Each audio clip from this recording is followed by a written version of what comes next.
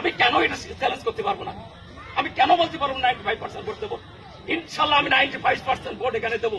আমার যেখানে সমস্যা আছে আমি নিজে দৌড়ে যাচ্ছি, এই সমস্যা ইনশাল্লাহ সমাধান।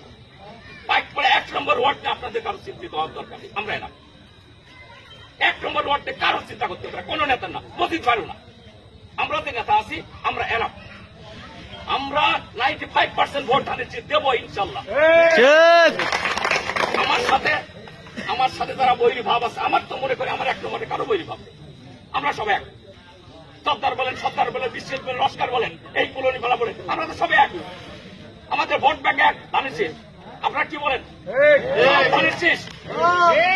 এবং এই যে ভোট চাওয়ার যে তালিকাটা করা হয়েছে, তালিকাটা আমরা কোলেরপুরে একটা তালিকা দিচ্ছি, সর্দারপাড়া তালিকা দিচ্ছি, বিশ্বাসপাড়া তালিকা দিচ্ছি, কলোনিপাড়া তালিকা দিচ্ছি, সমস্ত তালিকার কাজ চলতেছে।